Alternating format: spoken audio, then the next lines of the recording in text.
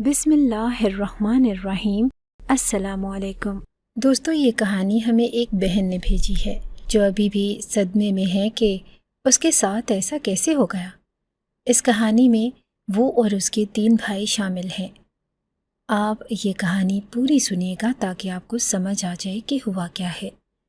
کل رات میرے بھائیوں کی شادی ہوئی تھی اور آج صبح مجھے گھر میں سے بہت ساری عورتوں کی چیخنے چلانے کی آوازیں آ رہی تھی۔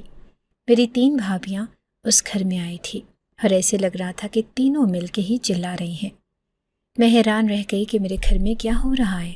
میں اٹھ کے بھاگی اور مجھے یقین ہو گیا کہ آوازیں تو گھر کے اندر سے ہی آ رہی ہیں۔ پھر میں اپنے بھائیوں کے کمرے کی طرف گئی اور باری باری ان کے کمروں میں چھانکنے لگی، کیونکہ جس طرح کی آوازیں آ رہی تھی مجھے پتہ تو کرنا ہی تھا کہ معاملہ کیا ہے۔ میری والدہ محترمہ بوڑھی خاتون تھی اور سارے گھر کی ذمہ داری مجھ پر ہی تھی۔ شادی میں بھی پیش تھی۔ یہ ساتھ میرا ہی فرض بنتا تھا کہ دونوں بھائیوں کے کمرے میں گئی تو چیخیں نکل گئی، لیکن جب بڑے بھائی کے کمرے میں گئی تو حیران رہ گئی۔ وہاں پر جو ہو رہا تھا اس کے بعد سمجھ آ گئی کہ یہ سب کیوں ہو رہا ہے۔ وہاں سے نکل کے ابھی میں اپنے حواسوں میں ہی نہ تھی کہ جب باقی رشتہ داروں کی طرف دیکھا تو دل کیا کہ یہاں سے کہیں بھاگ جاؤں، کیونکہ پورے گھر میں ہی چیخ و پکار کا عالم تھا۔ ابھی تک میرا دماغ یہ بات اسمبل نہیں کر پا رہا تھا کہ آخر ہو کیا رہا ہے۔ اتنے سارے لوگوں کو اچانک سے کیا ہو گیا؟ کیا سارے پاگل ہو گئے ہیں یا قیامت آ گئی ہے؟ لیکن تھوڑی دیر کے بعد پتہ چلا کہ واقعی قیامت ہی آ گئی ہے، کیونکہ اس سے برا اور کیا ہو سکتا تھا۔ لیکن پھر مجھے پتہ چل ہی گیا کہ یہ سب کچھ ہوا کیوں تھا۔ یہ ایک بہت بڑے ظلم کا نتیجہ تھا اور وہ ظلم اسی گھر میں ہوا تھا۔ پھر جہاں پر ظلم ہوتا ہے وہاں پر کچھ اچھا کیسے ہو سکتا ہے؟ کیونکہ اصل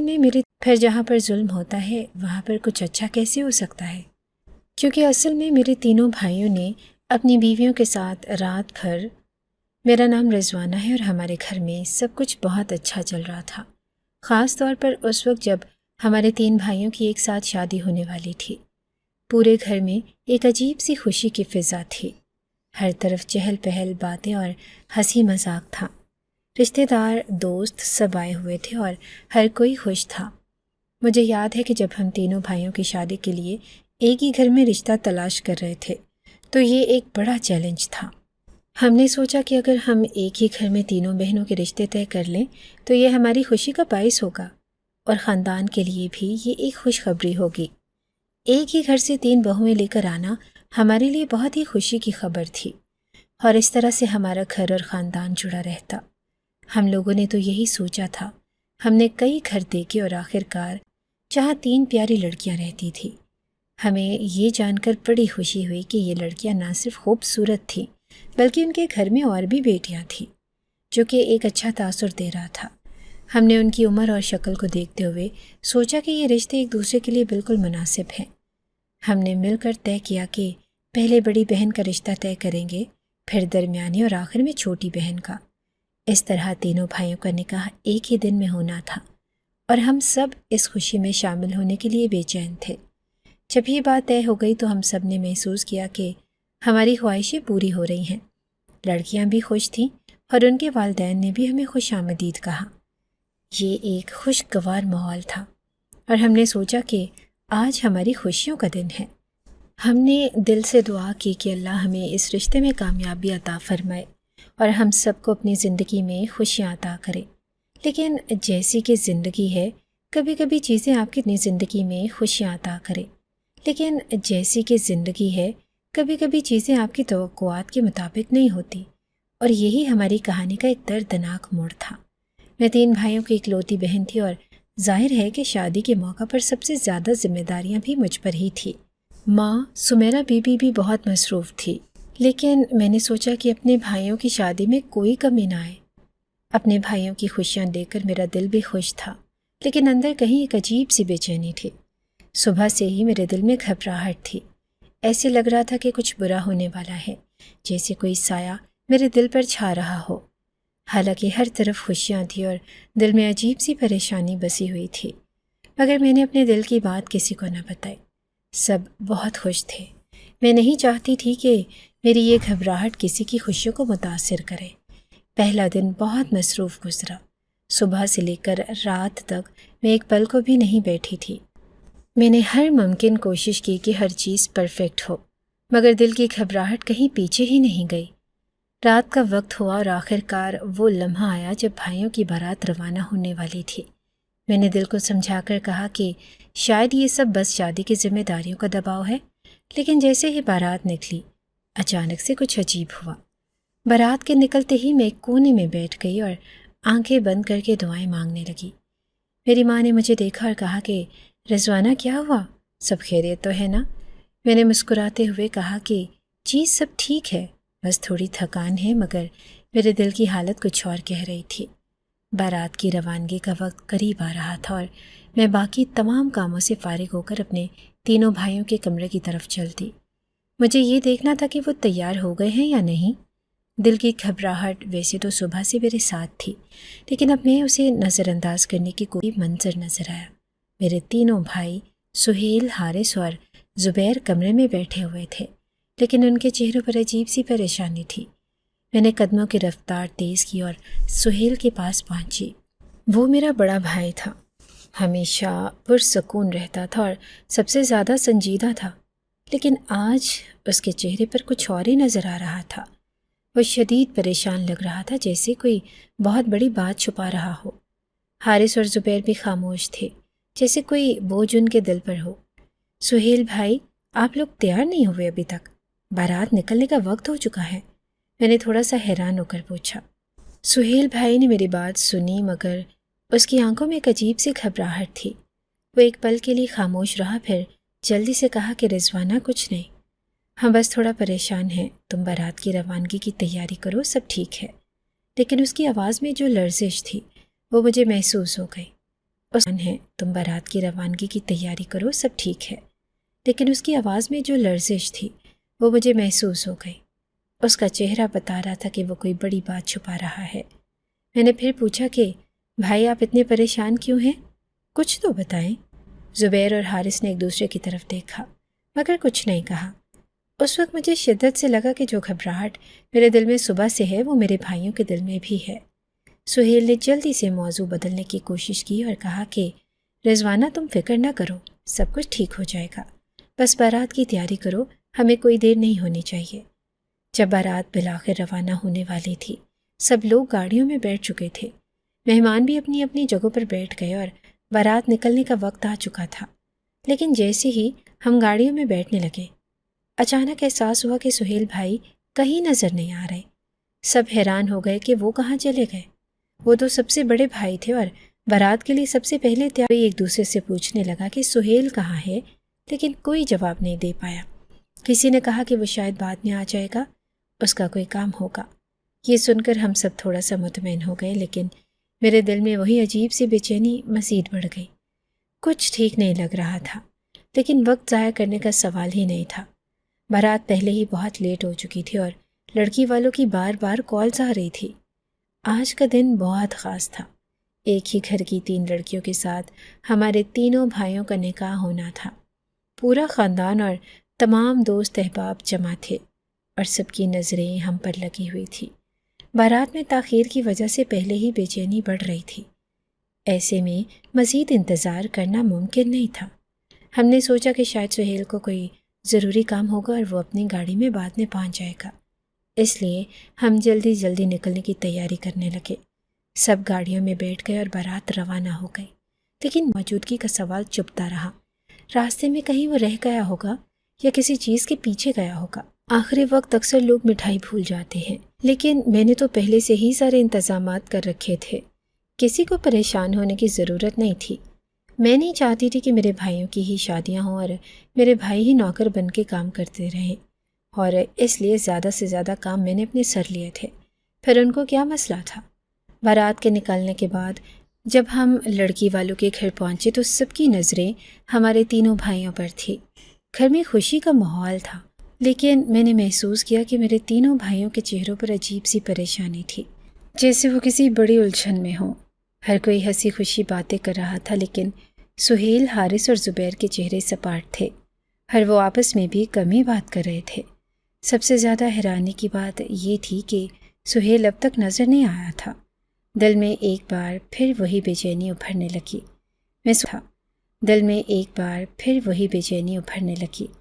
میں سوچنے لگی کہ سہیل بھائی کہاں ہیں؟ شادی کا یہ خاص موقع ہے اور وہ غائب ہیں۔ مہمان بھی چپکے چپکے اس بات کا ذکر کر رہے تھے۔ پھر کچھ دیر بعد سہیل بھائی بھی اچانک آ گئے۔ ان کے چہرے پر اب بھی وہی پریشانی تھی، لیکن انہوں نے خاموشی سے اپنے مقام پر بیٹھ کر نکاح کی تیاری شروع کر دی۔ ہم سب نے سکھ کا سانس لیا کہ آخر وہ آ گئے۔ نکاح کی تقریب شروع ہوئی اور الحمدللہ میرے تینوں بھائیوں کا نکاح ہو گیا۔ نکاح جس طرف ہو رہا تھا ہم لوگ وہاں نہیں بیٹھے تھے، لیکن آوازیں کچھ عجیب سی آ رہی تھی۔ یہ لوگ اتنی زیادہ بحث کس بات پہ کر رہے تھے؟ لڑکی والے بہت اچھے تھے اور ہم لوگوں نے ان کے ساتھ پہلے ہی سارے معاملات طے کر لیے کہ کتنا حق مہر ہوگا۔ 3 بھائیوں کی شادی ایک ہی گھر میں ہو رہی تھی، تو ظاہر ہے جو ایک کے ساتھ معاملہ تھا وہی باقیوں کے ساتھ بھی ہونے والا تھا۔ اس لیے زیادہ بحث کی گنجائش ہی نہ، خوشیاں منائی گئی۔ ہم سب بہت خوش تھے۔ تھوڑی دیر کے بعد ہم اپنی تینوں بھابھیوں اور بھائیوں کو لے کر گھر واپس آ گئے۔ گھر میں بھی خوشی کا ماحول تھا، لیکن میں نے اب تک بھابھیوں کی خاموشی کو محسوس کیا۔ خاص طور پر سہیل کی پریشانی نے مجھے اور زیادہ فکر مند کر دیا۔ جیسے ہی ہم گھر پہنچے ہر کوئی اپنے اپنے کمروں میں چلا گیا۔ میرے تینوں بھائی اپنی نئی نویلی دلہنوں کے ساتھ الگ الگ کمروں میں تھے۔ ہمارے گھر کا ایک چھوٹا سا رواج تھا کہ جب تک دلہن کو اس کا شوہر نہیں دیکھ لیتا وہ گھونگھٹ نہیں اٹھاتی تھی، اور انہوں نے اپنے گھر سے ہی گھونگھٹ کیا ہوا تھا۔ اسی لیے تو صبح منہ دکھائی کی رسم ہونی تھی۔ منہ دکھائی کی رسم صرف لڑکے کے ساتھ نہیں بلکہ پورے خاندان کے ساتھ بھی تھی۔ تینوں دلہنوں نے ایک جگہ پر بیٹھنا تھا اور سارے رشتہ داروں نے ان کو منہ دکھائی کے طور پر پیسے بھی دینے تھے، اور پھر ان کے گھونگھٹ اوپر ہونے تھے، یعنی کہ میرا اگلا دن بھی بڑا مصروف ہونے والا تھا۔ ماں بھی خوش تھی کہ ان کے بیٹے زندگی سفر پر چل پڑے ہیں۔ سب کچھ ٹھیک لگ رہا تھا، لیکن میرے دل کی بے چینی ابھی ختم نہیں ہوئی تھی۔ رات کا وقت ہو چکا تھا اور میں تھوڑی تھکی ہوئی بھی تھی، اس لیے میں اپنے کمرے میں جا کر سونے کی تیاری کرنے لگی۔ اچانک سہیل کے کمرے سے لڑنے جھگڑنے کی آوازیں آنے لگی۔ میں چونک گئی اور دل میں خیال آیا کہ صبح سے ہی سہیل کا موڈ خراب تھا اور اب لگتا ہے کہ وہ اپنی نئی نویلی بیوی کے ساتھ جھگڑ رہا ہے۔ اگر وہ ایسا کر رہا تھا تو یہ تو بڑی بری بات تھی۔ اسے پتہ نہیں کس بات کا غصہ تھا۔ خرچے کی تو بات نہیں تھی اور ہمارے پاس پیسوں کی کمی نہیں تھی، پھر اس کو کس بات کا غصہ چڑھا تھا کہ اب اپنی نئی نویلی دلہن کے ساتھ بھی یہ بحث کر رہا تھا۔ وہ میرے سے عمر میں بڑا ضرور تھا، لیکن میری ہر بات مانتا تھا۔ مجھے لگا کہ مجھے جا کر بات سننی چاہیے، کہیں معاملہ سنجیدہ نہ ہو جائے، تو پھر میں ہی تو ہوں جو ان کو سنبھالوں گی۔ میں نے اپنے کمرے سے نکل کر دروازے کے قریب جا کر سننے کی کوشش کی، لیکن آوازیں کچھ زیادہ صاف نہیں تھی۔ بس یہ سمجھ آ رہا تھا کہ سہیل اور اس کی بیوی کے درمیان کوئی بڑی بحث ہو رہی تھی۔ میں نے سوچا کہ کیا یہ وہی بات ہے جو سہیل کو صبح سے پریشان کر رہی تھی؟ کیا اس کی کوئی بات نئی زندگی شروع ہوتے ہی بگڑ گئی؟ دل میں طرح طرح کے سوال اٹھنے لگے۔ میں سوچنے لگی کہ شاید یہ سب پہلی رات کا دباؤ ہے اور وہ جلد ٹھیک ہو جائیں گے، لیکن دل میں چبھی ہوئی بے چینی اور بڑھنے لگی۔ سہیل کے کمرے سے آنے والی آوازیں مسلسل بڑھتی جا رہی تھی۔ اب ان میں صرف سہیل کی آواز نہیں تھی بلکہ اس کی بیوی کی آواز بھی صاف سنائی دینے لگی۔ وہ بھی زور زور سے بول رہی تھی اور اس کے لہجے میں شدید غصہ اور بے چینی محسوس ہو رہی تھی۔ میں حیران تھی کہ یہ سب کیا ہو رہا ہے۔ شادی کا دن تھا اور یہ دونوں پہلی رات ہی میں اتنی تلخی کے ساتھ جھگڑ رہے تھے اور سارا گھر مہمانوں سے بھرا ہوا تھا۔ اگر کسی کو پتہ چل جاتا تو پھر لوگ کیسی کیسی باتیں کرتے۔ کہنے کو تو سارے اپنے ہوتے، اور سارا گھر مہمانوں سے بھرا ہوا تھا۔ اگر کسی کو پتہ چل جاتا تو پھر لوگ کیسی کیسی باتیں کرتے۔ کہنے کو تو سارے اپنے ہوتے، لیکن جب ان کو اس طرح کی کوئی بات مل جاتی ہے تو وہ ہماری پیٹھ پیچھے بولنا چھوڑتے نہیں۔ اس لیے بے شک اپنے ہی کیوں نہ ہو، ہر قدم پھونک پھونک کے رکھنا پڑتا ہے۔ میں نے اپنے کمرے کا دروازہ تھوڑا سا کھولا اور قریب جا کر سننے لگی۔ سہیل کی بیوی بہت غصے میں تھی اور اونچی آواز میں بول رہی تھی، یہ کیا زندگی ہے؟ کیا اسی دن کے لیے میں نے خواب دیکھے تھے؟ میری قسمت میں یہ سب کیوں لکھا گیا ہے؟ وہ اپنی قسمت پر روتے ہوئے بار بار شکوے کر رہی تھی۔ وہ بار بار کہہ رہی تھی کہ مجھے تو یہ شادی کرنی نہیں تھی، میں تو پھنس گئی۔ میں نے تو شادی نہیں کرنی تھی، اور ہم لوگ حیران ہو رہے تھے کہ شادی کیوں نہیں کرنی تھی، کیونکہ جب ہم لوگ شادی کی بات طے کرنے گئے تھے تو تب تو یہی والی سب سے زیادہ خوش تھی، اور اب یہ کہہ رہی تھی کہ میں نے شادی ہی نہیں کرنی تھی، اور ایسی کوئی بات دل میں ہو بھی تو پہلے ہی رات اس کے اوپر نکالنا شروع کر دے۔ اس کی آواز میں ایک ایسی تلخی اور مایوسی تھی جیسے وہ شدید افسردگی میں ہو۔ وہ روتے ہوئے کہہ رہی تھی، مجھے یہ زندگی نہیں چاہیے تھی، میں نے تو کچھ اور ہی سوچا تھا، لیکن یہ کیا ہو رہا ہے؟ اس کے ساتھ ساتھ سہیل بھی کچھ کہنے کی کوشش کر رہا تھا، لیکن اس کی بیوی کے رونے اور چیخنے کے درمیان اس کی آواز دب گئی تھی۔ ایسا لگ رہا تھا کہ جیسے دونوں کے بیچ کوئی بڑی غلط فہمی یا مسئلہ ہو، اور وہ دونوں اس کو سلجھانے کی بجائے مزید بگاڑ رہے تھے۔ میں یہ سب سن کر حیران اور پریشان ہو گئی۔ دل میں ایک خوف سا پیدا ہو گیا کہ کہیں یہ جھگڑا اور بڑھ نہ جائے۔ وہ دونوں بہت زیادہ غصے میں تھے، اور اس وقت ان کے درمیان کوئی سمجھوتا ہوتا دکھائی نہیں دے رہا، کیونکہ جو میاں بیوی کی شادی کی پہلی رات یہ ایک دوسرے سے جھگڑا کر رہے ہوں تو پھر وہ باقی کیا کریں گے؟ ایسا بھی کئی دفعہ ہوتے ہوئے دیکھا تھا میں نے کہ زیادہ دیر تک شادی نہ چلی، 3 بھائیوں کی شادی ایک گھر میں کرنا تو پھر باقی ان کے دل میں بھی بات آ سکتی تھی۔ میں نے سوچا کہ ابھی مجھے ان کے معاملے میں نہیں بولنا چاہیے، کیونکہ مجھے پوری بات کا پتہ بھی نہیں، لیکن صبح میں ان کو ضرور سمجھاؤں گی۔ جس کی غلطی ہوگی میں اسی کا ساتھ دوں گی۔ اگر میرے بھائی کی غلطی ہوگی تو میں اس کو بھی کہوں گی کہ وہ اپنی بیوی کے ساتھ اچھے طریقے سے پیش آئے۔ رات جیسے تیسے گزر گئی۔ سہیل اور اس کی بیوی کے جھگڑے کی آوازیں تو کچھ دیر بعد خاموش ہو گئی، لیکن میرے دل میں جو بے چینی تھی وہ رات بھر رہی۔ میں نے کسی طرح خود کو سنبھالا اور سو گئی۔ سوچا کہ صبح حالات بہتر ہو جائیں گے، لیکن قسمت کو شاید کچھ اور ہی منظور تھا۔ صبح کا وقت تھا اور میں بہت زیادہ تھکی ہوئی تھی، اس لیے کسی نے مجھے ناشتے کے وقت نہیں جگایا۔ سارے کام جو میں نے رات بھر کیے تھے، شاید اسی لیے گھر والوں نے سوچا کہ مجھے آرام کرنے دینا چاہیے، لیکن اچانک مجھے شور کی آوازیں سنائی دی۔ لوگ چیخ رہے تھے اور کچھ گھبراہٹ میں بھاگ رہے تھے اور گھر میں ہلچل مچ گئی تھی۔ میں فوراً بستر سے اٹھی اور باہر بھاگی۔ جیسے ہی میں نے دروازہ کھولا، باہر کا منظر دیکھ کر میرے پاؤں کے نیچے سے زمین نکل گئی۔ گھر کے کئی رشتہ دار شدید بیمار نظر آ رہے تھے۔ کوئی الٹیاں کر رہا تھا، کسی کے پیٹ میں شدید درد تھا، اور ہر طرف آہو پکار سنائی دے رہی تھی۔ لوگ زمین پر بیٹھے ہوئے تھے اور کچھ چکر کاٹتے ہوئے بے حال ہو رہے تھے۔ ہر کوئی ایک دوسرے سے پوچھ رہا تھا کہ کیا ہو گیا ہے۔ ایمبولینس والے بھی بلا لیے گئے اور گھر میں ایک بھگدڑ سی مچی ہوئی تھی۔ آپ خود اندازہ لگائیں کہ ایک دن پہلے ہنسی خوشی گھر میں اتنی بڑی تقریب ہوئی ہو، رات کو سارے سکون سے اپنے اپنے کمروں میں سو گئے ہوں، اور آج کا دن بھی فنکشن کا ہی ہو، اور صبح صبح آپ اٹھے تو گھر کا اس طرح کا ماحول دیکھیں تو پھر کیا گزرے گی اور کیا محسوس ہوگا کہ یہ کیا ہو گیا ہے۔ مجھے سمجھ نہیں آ رہا تھا کہ اچانک سب کی طبیعت خراب کیسے ہو گئی۔ جیسے ہی میں حیرانی میں کھڑی تھی، کسی نے اونچی آواز میں کہا کہ ناشتے میں تو زہر تو نہیں ملا دیا کسی نے؟ یہ سنتے ہی میرے ہوش اڑ گئے۔ زہر؟ یہ خیال مجھے اندر تک ہلا کر رکھ گیا۔ میں فوراً اپنے بھائیوں کے کمروں کی طرف دوڑ پڑی۔ دل میں خوف تھا کہ کہیں ان کے ساتھ بھی کچھ برا نہ ہو گیا ہو۔ سب سے پہلے میں سہیل کے کمرے کی طرف گئی، اور جیسے ہی میں نے دروازہ کھول کر اندر داخل ہوئی، جو منظر میں نے دیکھا اس نے مجھے بالکل ساکت کر دیا۔ کمرے میں سہیل کی بیوی نہیں تھی، بلکہ اس کی بیوی کی بہن بیٹھی ہوئی تھی، وہ بھی دلہن کے کپڑوں میں۔ میں یہ دیکھ کر حیران رہ گئی کہ وہ ابھی تک دلہن بنی بیٹھی تھی، اور سہیل کہیں نظر نہیں آ رہا تھا۔ میرے دماغ میں ہزاروں سوالات گردش کرنے لگے۔ یہ کیا ہو رہا ہے؟ سہیل کی بیوی کہاں ہے اور اس کی بہن یہاں کیوں ہے؟ باہر قیامت کا منظر تھا اور یہاں ایک اور مصیبت سر پر ناچنے لگی تھی۔ کچھ سمجھ نہیں آ رہا تھا کہ یہ سب کیسے اور کیوں ہوا۔ اس کے چہرے پر گھبراہٹ اور آنسو کے نشانات تھے، اور وہ نیچے نظریں جھکائے بیٹھی ہوئی تھی، جیسے وہ کسی گہری سوچ میں ڈوبی ہو یا کوئی شدید صدمہ برداشت کر رہی ہو۔ میں نے جلدی سے کمرے کا جائزہ لیا۔ سہیل کہیں نظر نہیں آ رہا تھا۔ ہر کمرے میں خاموشی کی ایسی لہر تھی کہ میں سانس لینے میں بھی دشواری محسوس کر رہی تھی۔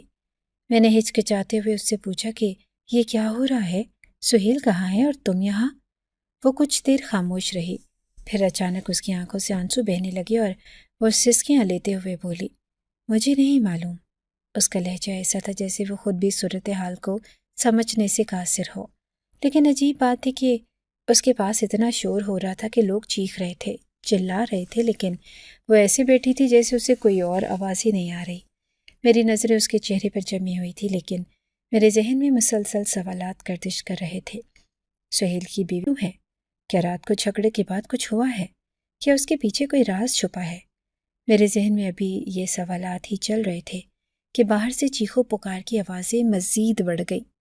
گھر کے دوسرے افراد اور رشتہ داروں کی حالت بگڑتی جا رہی تھی۔ کوئی الٹیاں کر رہا تھا، کوئی زمین پر لیٹا ہوا درد سے کراہ رہا تھا۔ ہر طرف بدحواسی کا عالم تھا۔ میرا دل گھبرا رہا تھا، لیکن میں سہیل کی بیوی کی بہن کی حالت دیکھ کر مزید حیران تھی۔ کیا وہ اس ساری صورتحال کا حصہ ہے، یا وہ خود بھی کسی مصیبت میں پھنسی ہوئی ہے؟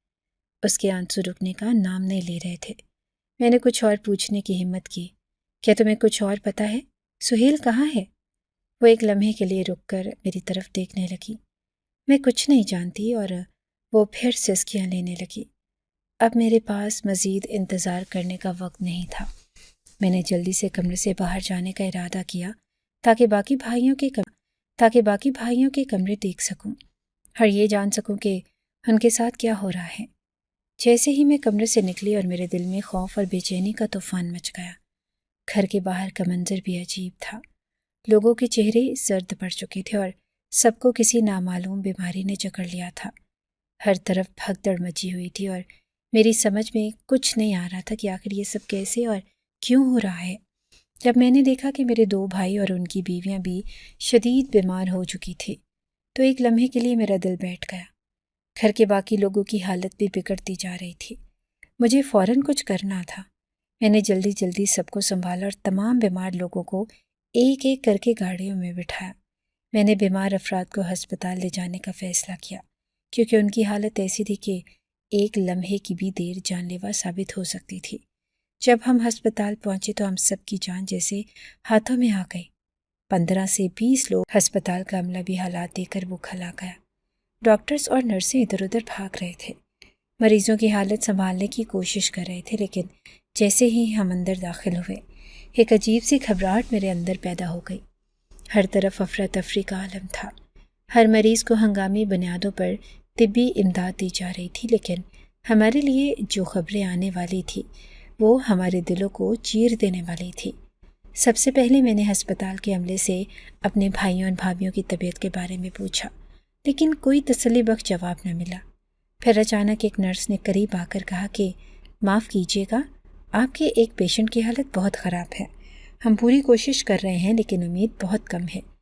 میرا دل جیسے دھڑکنا بھول گیا ہو۔ پھر تھوڑی دیر بعد ایک اور آواز آئی، وہ جو عورت آپ لائے تھے وہ زندہ نہیں بچ سکی۔ میرے قدموں کے نیچے سے زمین نکل گئی۔ میری سانسیں تھمنے لگی اور میں ایک لمحے کے لیے کچھ بھی سمجھنے کے لیے کاج سے رو گئی، جیسے میرے سامنے ایک اندھیرا چھا گیا ہو۔ ہر چند لمحے بعد کوئی خبر آتی اور ہر خبر ہماری امیدوں کو توڑ رہی تھی۔ ایک اور ڈاکٹر تیزی سے آیا اور کہا کہ ہمیں افسوس ہے کہ آپ کے بھائی حارث کی حالت بھی بہت نازک ہے۔ ہم کوشش کر رہے ہیں، لیکن وہ جواب نہیں دے رہے۔ وہ لمحے قیامت سے کم نہیں تھے۔ تھوڑی دیر کے بعد ہمیں خبر ملی کہ میرے بھائی حارث بھی اس دنیا سے جا چکے ہیں۔ یہ سنتے ہی میرے آنسو بے قابو ہو گئے اور میری ٹانگیں کانپنے لگی۔ یہ یقین کرنا مشکل تھا کہ جو شخص چند گھنٹے پہلے ہنستے مسکراتے ہمارے ساتھ تھا، اب وہ اس دنیا میں نہیں رہا۔ ہر طرف سے قیامت کی خبریں آ رہی تھی۔ ہماری 2 بھابھیاں بھی اسی جان لیوا بیماری کی بھینٹ چڑھ گئی، اور چند ہی لمحوں میں ہم نے 12 لوگوں کی موت کی خبر سنی۔ یہ وہ لوگ تھے جو کل تک ہماری خوشیوں میں شریک تھے، جنہوں نے ہمارے ساتھ ہنسی مذاق کیا تھا۔ یہ وہ لوگ تھے جو کل تک ہماری خوشیوں میں شریک تھے، جنہوں نے ہمارے ساتھ ہنسی مذاق کیا تھا، جنہوں نے کل رات ہم سے باتیں کی تھی، اور آج وہ سب خاموشی سے اس دنیا کو الوداع کہہ گئے۔ ہسپتال میں چیخو پکار، ماتم اور غم کا منظر تھا۔ رشتہ دار ایک دوسرے کے کندھوں پر سر رکھ کر رو رہے تھے، اور ہر کوئی اپنی قسمت کو کوس رہا تھا کہ یہ کیسے ممکن ہوا۔ شاید لوگ اس لمحے کو بھی کوس رہے تھے جب وہ اپنی شادی میں آئے تھے، کیونکہ ان کے لیے تو یہ شادی مصیبت بن گئی، ان کی تو زندگی ہی نہ بچی۔ میرے لیے یہ لمحے ایسے تھے کہ جیسے میری زندگی ختم ہو چکی ہو۔ میرے پیارے بھائی حارث اور 2 بھابھیاں جو میرے لیے بہت اہم تھی، اب اس دنیا میں نہ تھی۔ یہ غم اور یہ صدمہ بیان کرنے کے قابل نہیں تھا۔ یوں لگتا تھا کہ ہمارے گھر پر قیامت آ گئی ہو اور ہم سب اس قیامت کی زد میں آ گئے تھے۔ میری ماں کی جو حالت تھی وہ تو آپ سمجھ ہی سکتے ہیں۔ زیادہ تر لوگ میری ماں کی سائڈ سے آئے تھے، میرے بابا کی سائڈ سے بہت کم لوگ آئے تھے، اور میرا بھائی زبیر بھی ٹھیک نہیں تھا، اس کی حالت بھی بہت بری تھی۔ ہمارے گھر کی خوشیاں چند گھنٹوں میں ماتم میں بدل گئی۔ میں نے ہسپتال کے کمرے میں آخری بار اپنے بھائی حارث اور اپنی دونوں بھابھیوں کو بے جان دیکھا تو یوں محسوس ہوا جیسے میرے دل پر کسی نے آری چلا دی ہو۔ وہ تینوں جو کچھ ہی دیر پہلے خوشیوں کے خواب سجا رہے تھے اب کفن میں لپٹے ہوئے تھے، اور میں کچھ نہیں کر سکتی تھی۔ میری ساری دعائیں، ساری امیدیں ٹوٹ چکی تھی۔ امی دیوار سے لگ کر بے آواز رو رہی تھی۔ وہ اتنے صدمے میں تھی کہ الفاظ ان کے ہونٹوں سے نہیں نکل رہے تھے۔ میں نے اپنی ماں کو گلے سے لگایا، لیکن میرے پاس کہنے کے لیے کوئی تسلی نہیں تھی۔ میرے آنسو ان کے کندھے پر گر رہے تھے اور وہ بس خاموشی سے میری طرف دیکھ رہی تھی۔ اسی دوران ڈاکٹرز نے مزید لوگوں کی حالت کے بارے میں بتایا۔ کچھ لوگوں کی طبیعت نظر آ رہا تھا جو انہوں نے موت کو قریب سے دیکھ کر محسوس کیا تھا۔ ہم نے سب کو فوراً ہسپتال میں داخل کروا دیا تاکہ ان کی مکمل دیکھ بھال ہو سکے، لیکن ہر لمحہ میرے لیے اذیت بن گیا۔ میں سوچ رہی تھی کہ آخر یہ سب کیسے ہوا؟ کون ہماری خوشیوں کو اس طرح ماتم میں بدلنا چاہتا تھا؟ کیا واقعی کسی نے ناشتے میں زہر ملا دیا تھا؟ یہ سوالات میرے ذہن میں گونج رہے تھے، لیکن ان کا کوئی جواب نہیں مل رہا تھا۔ جب ہسپتال سے میتیں گھر پہنچی تو ہمارے گھر کا ماحول ناقابل بیان تھا۔ لوگ گھروں سے نکل کر آئے اور ہر طرف ماتم کا منظر بن گیا۔ ہمارے خاندان کے ساتھ ساتھ محلے کے لوگ بھی غمگین تھے۔ ہر کسی کی زبان پر یہی سوال تھا کہ یہ سب کیسے ہو گیا؟ ہماری خوشیوں کو کس نے برباد کیا؟ مجھے اپنے بھائیوں اور بھابھیوں کے چہرے یاد آ رہے تھے جو ابھی کل تک میرے ساتھ تھے، اور آج وہ سب بے جان پڑے ہوئے تھے۔ یہ غم میری برداشت سے باہر تھا، لیکن میں اپنے آپ کو سنبھالنا بھی میری ذمہ داری تھی۔ رات کو گھر میں سناٹا چھا گیا۔ سب لوگ اپنے اپنے قبروں پہ جا چکے تھے، لیکن میرے دل میں ایک عجیب سی بے چینی تھی۔ میں سوچ رہی تھی کہ سہیل جو پہلے ہی بہت پریشان تھا، اس نے اچانک اپنی بیوی کو کیوں چھوڑ دیا؟ اس کی بیوی کی بہن اس کے کمرے میں کیا کر رہی تھی؟ ان تمام واقعات کا آپس میں کیا تعلق تھا؟ کیا یہ سب ایک حادثہ تھا یا اس کے پیچھے کوئی خوفناک راز چھپا تھا؟ مجھے رات بھر نیند نہیں آئی۔ میرے ذہن میں سوالات کا ایک طوفان تھا۔ مجھے ہر حال میں ان سوالات کا جواب ڈھونڈنا تھا، کیونکہ یہ غم اور یہ صدمہ میری روح کو اندر سے کھوکھلا کر رہا تھا۔ 12 لوگ ایک ہی دن میں ہم سے بچھڑ گئے تھے، اور یہ صدمہ تھا رشتہ دار جو پہلے ہمارے ساتھ تھے اب ہمارے خلاف ہو گئے۔ ہر کوئی انگلیاں اٹھا رہا تھا اور الزام دے رہا تھا کہ تمہارے گھر کا کھانا کھا کر ہمارے پیارے مر گئے۔ ہم پر ایک پہاڑ ٹوٹ پڑا تھا اور ہم کچھ بھی کہنے کے قابل نہ تھے۔ یہ بات پورے خاندان میں پھیل چکی تھی کہ صبح کی چائے میں زہر ملا دیا گیا۔ جس نے بھی وہ چائے پی وہ اس دنیا سے چلا گیا۔ ہمیں اپنے ہی رشتہ دار چیخ چیخ کر کہہ رہے تھے کہ یہ زہر تمہارے گھر سے آیا تھا، اور میں دل میں سوچ رہی تھی کہ کیا واقعی ایسا تھا؟ ڈاکٹر نے صاف صاف بتایا تھا کہ کوئی زہریلی چیز ان لوگوں نے کھائی ہے یا پی لی ہے، اور زہر کا اثر اتنا زیادہ تیز تھا جس کی وجہ سے ہم زیادہ تر لوگوں کو بچا نہیں سکے۔ سب سے زیادہ تکلیف دہ بات یہ تھی کہ کیا سرائیاں حقیقت کا روپ دھار چکی تھی۔ چائے کے وہ کپ جسے دلہر دلہنوں کے کمرے میں بھیجا گیا تھا، وہی سب کی موت کا باعث بن چکا تھا۔ جس نے بھی وہ چائے پی وہ اب اس دنیا میں نہیں تھا۔ میری 2 بھابھیاں، میرا بھائی حارث اور 9 اور لوگ اس دن ہم سے ہمیشہ کے لیے رخصت ہو گئے، اور ان سب کی موت کا ایک ہی سبب تھا زہر۔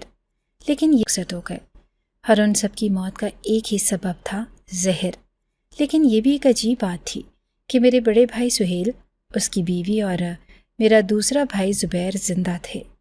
میں سوچتی رہی کہ آخر زبیر کیسے بچ گیا، اور پھر مجھے یاد آیا کہ زبیر نے چائے نہیں پی تھی، وہ جلدی میں تھا اور ناشتہ چھوڑ کر نکل گیا۔ اسی طرح سہیل اور اس کی بیوی بھی بچ گئے تھے، مگر یہ بیوی وہ نہیں تھی جس سے ہم نے سہیل کا نکاح کیا تھا، بلکہ وہ اس کی بہن تھی جو حادثاتی طور پر دلہن بن گئی۔ اس لڑکی کا نام مریم تھا اور یہ اس گھر کی سب سے چھوٹی بیٹی تھی۔ میں نے آپ لوگوں کو پہلے بتایا کہ ان کے گھر میں بہت ساری بیٹیاں تھیں، اسی لیے تو اتنی آسانی سے رشتے مل گئے۔ اب سوال یہ تھا کہ یہ سب کیوں ہوا؟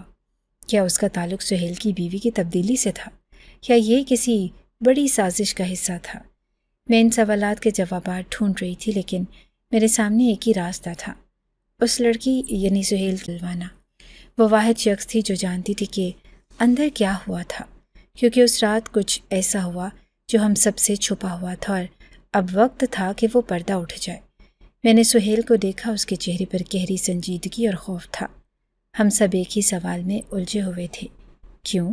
عجیب بات ہے کہ اس کے گھر میں بھی تو اس کی 2 بہنیں اس دنیا سے جا چکی تھی، لیکن اس کے گھر والے اسے اپنے ساتھ نہیں لے کے گئے تھے، اور اب وہ کہہ رہی تھی کہ مجھے میرے گھر واپس جانا ہے۔ یہ کہتے ہوئے وہ بے حد بے چین اور مضطرب نظر آ رہی تھی۔ جیسے ہی اس نے یہ کہا، وہ بے دھڑک ہمارے گھر سے نکل گئی، اپنے گھر والوں کو بلا کر موٹر سائیکل پر چڑھ گئی۔ مجھے لگا کہ اس نے اپنے کسی بھائی کو بلایا ہے، لیکن اس کا بھائی نہیں تھا بلکہ کوئی کزن تھا، جس نے اسے ایمرجنسی میں فون کیا اور کہا کہ بس مجھے یہاں سے نکال کے لے جاؤ، اور وہ لے گیا۔ یوں سمجھیں کہ وہ ہمارے گھر سے ہی بھاگ گئی۔ بھاگتا تو وہی ہے نا جو مجھے کیا ضرورت تھی۔ میں حیران تھی اور اس کی بے بسی پر، مگر یہ بات بھی میرے دل کو عجیب سی محسوس ہو رہی تھی۔ ہم جانتے تھے کہ اس کے گھر بھی یہی حالات تھے۔ اس کے گھر میں بھی 2 بیٹیاں اس دنیا سے جا چکی تھی، جن کا سب سے کٹن وقت دیکھا تھا۔ جب وہ لڑکی چلی گئی تو ہمارے دلوں میں بے چینی بڑھ گئی۔ 2 ہفتے گزر گئے، مگر ہم سب ایک ہی سوال میں الجھے ہوئے تھے، آخر یہ سب کیوں ہوا؟ تب ہم نے فیصلہ کیا کہ ہمیں ان کے گھر جانا چاہیے، ان سے بات کرنی چاہیے۔ ہم نے انہیں بتایا کہ ہمارے پاس ایک اہم بات ہے، مگر جب ہم وہاں پہنچے تو ہمیں پتہ چلا کہ وہ لڑکی خود کو کمرے میں بند کر کے بیٹھی ہے اور کسی سے بات نہیں کرتی۔ میری ہمت بڑھ گئی اور ان لوگوں نے کہہ دیا کہ وہ کسی سے کوئی بات نہیں کر رہی، ٹھیک سے کھاتی نہیں اور نہ ہی بات کرتی ہے، اس دنیا سے جانے کی بھی کوشش کر چکی ہے۔ ہم نے بڑی مشکل سے اس کو بچایا، پر میں یہاں پر انکار سننے کے لیے نہیں آئی تھی۔ میں نے ان لوگوں سے کہا کہ میں اس کے ساتھ بات کرنے کو میں سوالات تھے، مگر میں نے اپنی سوچ کو جاری رکھا۔ میں کمرے کے دروازے کی طرف بڑھ گئی، دل میں ایک عزم کے ساتھ کہ میں اس لڑکی سے سچائی جان کر ہی رہوں گی۔ جیسے ہی میں اندر گئی، میں نے دیکھا کہ وہ لڑکی بیٹھی ہوئی تھی، اس کی آنکھوں میں خوف اور اضطراب کا عالم تھا۔ میں نے اسے مخاطب کیا، میں تم سے بات کرنا چاہتی ہوں، یہ جو کچھ بھی ہوا ہے اس میں تمہاری بھی ذمہ داری ہے، ہمیں سچ جاننے کی ضرورت ہے۔ وہ خاموش رہی، مگر میں نے محسوس کیا کہ اس کی آنکھوں میں ایک چمک آئی، جیسے وہ کچھ کہنا چاہتی ہو۔ میں نے اپنے لہجے کو نرم کیا، میں جانتی ہوں کہ یہ سب تمہارے لیے کتنا مشکل ہے، مگر ہمیں مل کر اس مسئلے کا حل نکالنا ہوگا۔ میرے الفاظ اس کے دل کو چھو گئے، لیکن پھر بھی وہ خاموش رہی۔ میں نے فیصلہ کیا کہ مجھے اس کے سامنے سچائی رکھنی ہوگی، اسے بتانا ہوگا کہ ہماری زندگیوں میں اتنی بڑی تبدیلی کی وجہ کیا بنی۔ یہ کوئی عام معاملہ نہیں تھا اور اب وقت تھا کہ ہم سب مل کر اس کا سامنا کیا بنی۔ یہ کوئی عام معاملہ نہیں تھا اور اب وقت تھا کہ ہم سب مل کر اس کا سامنا کریں۔ میں چاہتی ہوں کہ تم اپنے دل کی بات بتاؤ، مجھے سناؤ کہ تمہارے ساتھ کیا ہوا۔ اس نے میری آنکھوں میں جھانکتے ہوئے ایک لمبی سانس لی اور پھر بولی، تمہارے بھائی سہیل کے ساتھ میری بہن کی شادی طے تھی، لیکن اس کے دل میں کچھ اور تھا۔ وہ نکاح کے دن آخری وقت پر بھاگ گئی۔ جب میں نے تمہارے بھائی کو یہ خبر دی کہ بارات لے کر مت آؤ تو ہم سب نے خاموشی اختیار کی، کیونکہ باقی دونوں بہنوں کی خاطر یہ سب کچھ کرنا پڑا۔ میرے ماں باپ نے کہا کہ یہ بات کسی کو بھی نہ بتانا، کیونکہ ایک ہی بیٹی بھاگ گئی تو باقی دونوں بیٹیوں کی تو شادی ہے کہ ان کو بھی ہم گھر بٹھا لیں۔ لیکن میں نے پھر بھی سہیل کو یہ خبر سنا دی تھی کہ وہ اپنے آپ کو تیار کر لے، کیونکہ مجھے پتا تھا کہ اس کے ساتھ بہت برا ہوا، لیکن مجھے کیا پتا تھا کہ میری نیکی میرے گلے ہی پڑ جائے گی۔ وہ ایک لمحے کے لیے رک گئی، جیسے اپنے الفاظ کو چن رہی ہو۔ سوچا کہ میں اپنی بہن کی جگہ شادی کرنے پر مجبور ہوں، لیکن میرا دل کسی اور کے لیے دھڑکتا تھا۔ میں اس کے ساتھ اپنی زندگی گزارنا چاہتی تھی اور اس کے بغیر مجھے کوئی خوشی نظر نہیں آ رہی تھی۔ میں تو نہ جانے کب سے کسی اور لڑکے سے محبت کرتی تھی، لیکن جب بھی گھر میں شادی کی بات کرتی تو سب یہی کہتے کہ پہلے بڑی بہنوں کی شادی ہوگی، پھر تمہاری باری آئے گی۔ میں نے تو اس سب کے پیچھے کتنا انتظار کیا، کتنا برداشت کیا، میں ہی جانتی ہوں، اور پھر اللہ نے کرم کیا کہ تینوں بہنوں کی شادی ایک ہی گھر میں طے ہو گئی۔ تو میں خوش ہو گئی کہ چلو یہ تینوں تو بیاہ کر چلی جائیں گی، اس کے مہینے 2 مہینے کے بعد میں اپنی شادی کی بات کروں گی، کیونکہ میری 2 بہنیں اور بھی تھیں لیکن وہ تو اسکول جانے والی تھی، اس لیے سوچا کہ بس میری قسمت کھل گئی۔ لیکن مجھے کیا پتا تھا کہ شاید مجھے اپنی ہی نظر لگ جائے گی۔ میں نے سوچا کہ اگر میری زندگی میں خوشی نہیں تو پھر میں کیوں زندہ رہوں۔ اس غصے میں پہلے دن ہی سہیل نے مجھ سے لڑائی شروع کر دی۔ اس کا غصہ میری آتش کو بھڑکانے لگا۔ میں نے زہر کی ایک ڈبی اٹھائی جو میرے سامنے رکھی تھی۔ وہ ایک لمحے کے لیے خاموش ہوئی، جیسے اپنی سوچوں میں گم ہو گئی ہو۔ پھر اس نے کانپتی ہوئی آواز میں کہا، میں نے صبح کی چائے کے پتیلے میں زہر ڈال دیا۔ اس وقت میرے دل میں ایک عجیب سی کیفیت تھی، جیسے سب کچھ بکھر رہا ہو۔ میں یہ سن کے حیران رہ گئی کہ یہ تم نے کیا کیا؟ تو کہنے لگی کہ میں نے زہر کی بوتل اپنے لیے رکھی تھی، لیکن جب میں نے سہیل کو دیکھا تو وہ بھی میری طرح پریشان تھا۔ مجھے لگا کہ وہ اس بات کو سمجھے گا۔ ہم لوگ بعد میں کوئی حل نکال لیں گے اور میں اس کو کہوں گی کہ مہینے 2 مہینے تک وہ مجھ سے دور رہے اور اس کے بعد مجھے طلاق دیتے اور میں اس انسان سے شادی کر لوں جس سے میں شادی کرنا چاہتی ہوں، کیونکہ ابھی سب کچھ اچانک سے ہو رہا تھا۔ لیکن اس نے میری بات نہ مانی اور مجھے کہنے لگا کہ تمہاری بہن تو تھی ہی بد کردار، تم بھی ایسی نکلی ہو۔ وہ مجھے مل جاتی تو میں اس سے بھی حساب کتاب کرتا، لیکن میں تمہیں جانے نہیں دوں گا۔ اسی بات میں ہم لوگ جھگڑ رہے تھے اور ہماری لڑائی ہو رہی تھی۔ وہ تھوڑی دیر کے لیے خاموش ہوئی اور پھر بولی، میں نے سوچا تھا کہ چائے میں زہر ملا دوں گی اور جو بھی چائے پیے ان کی قسمت ختم ہو گئی۔ لوگوں کی طبیعت خراب ہوگی کیونکہ اتنی چھوٹی سی بوتل زہر کی اگر چائے میں ملا دی جائے تو اس کا مطلب یہ تو نہیں کہ جو پیے گا تو اس دنیا سے چلا جائے گا، بس تھوڑی بہت طبیعت بھی خراب ہوگی اور اسی بھگدڑ میں بھاگ جاؤں گی۔ لیکن جب میں نے اپنے عاشق سے فون پہ بات کی اور کہا کہ تم مجھے لینے آ جاؤ تو اس نے مجھے اور باتیں سنائی اور اس نے کہا کہ میں تمہیں کبھی نہیں لینے آؤں گا، تم بے وفا ہو۔ بس اسی لیے میں اپنی ہی مصیبت میں بیٹھی تھی اور مجھے یہ نہیں پتا تھا کہ وہ زہر اتنا زیادہ اثر کرے گا۔ میں نے اپنی 2 بہنوں کو بھی اسی طرح کھو دیا۔ اب میرے پاس صرف پچھتاوا ہے اور زندگی بھر کا۔ میری اپنی سوچ نے کتنی زندگیوں کو تباہ کیا، اس کا اندازہ مجھے نہیں تھا۔ کتنی زندگیوں کو تباہ کیا، اس کا اندازہ مجھے نہیں تھا۔ اس کی آواز میں افسوس کی جھلک تھی اور وہ کہہ رہی تھی کہ اب میں سوچتی ہوں کہ میں کس طرح اس بوجھ کو اٹھاؤں گی۔ میرے لیے یہ تمام زندگی کا پچھتاوا ہے اور میں خود کو کبھی معاف نہیں کر سکوں گی۔ اس نے یہ بھی بتایا کہ میری اس بات کے بارے میں کسی کو بھی پتہ نہیں۔ اگر میرے گھر والوں کو پتہ چل گیا کہ میں نے ہی اس گھر کی 2 بیٹیوں کو اس گھر سے روانہ کیا تو وہ مجھے ساری زندگی نفرت سے دیکھیں گے۔ میں نے محسوس کیا کہ اس لڑکی کی مشکلات اور اس کی غفلت نے کتنی زندگیوں کو برباد کر دیا۔ اس نے خود کو اس کمرے میں بند کر لیا تھا اور کسی سے بات کرنے کو تیار نہ تھی۔ میں سوچ رہی تھی کہ کیا قانون اس کو سزا دے سکتا ہے؟ وہ پاگل ہو چکی ہے، لیکن یہ اس کے اندر کا پچھتاوا تھا جو اسے مکمل طور پر تباہ کر رہا تھا۔ میں نے اسے کہا کہ تم جانتی ہو کہ تمہاری غفلت کی وجہ سے کتنی زندگیوں کو نقصان ہوا۔ تم نے اپنے غصے میں اپنی 2 بہنوں کو کھو دیا اور اب تمہیں پچھتاوے کتنی پشیمان ہے۔ ہم اس پر نہ تو کوئی کیس کر سکتے ہیں اور نہ ہی بدلہ لے سکتے ہیں، بس اپنی زندگی میں اس واقعے کے بارے میں سوچ کر روتے رہتے ہیں۔ یہ واقعہ ہماری زندگی کا ایک حصہ بن چکا ہے اور ہم اسے کبھی بھلا نہیں پائیں گے۔ میرے بھائی سہیل نے بھی اس لڑکی کو طلاق دے دی۔ یہ سب کچھ ہمارے لیے ایک پھول بھلیا کی طرح ہے، جہاں ہم صرف اپنے پیاروں کے جانے کا درد جھیلتے ہیں۔ ہر دن ہم اس واقعے کو یاد کرتے ہیں اور دل میں ایک ٹوٹ پھوٹ کا احساس رہتا ہے۔ ہم نے اپنی خوشیوں کو کھو دیا اور اب ہمیں صرف اس بات کا پچھتاوا ہے کہ ہماری زندگی میں یہ حادثہ کیوں ہوا۔ یہاں تک کہ اس لڑکی کے لیے بھی اب اس کا پاگل پن اس کی خوشیوں کا راستہ روک چکا ہے۔ وہ جو کبھی خوشی محسوس کرتی تھی، اب اس کے لیے سب کچھ ختم ہو چکا ہے۔ اس کی زندگی ایک درد بھری داستان بن چکی ہے اور ہم سب بس اس کے اثرات جھیلتے رہتے ہیں۔ جب میں یہ سب کچھ سوچتی ہوں تو میرا دل بھر آتا ہے۔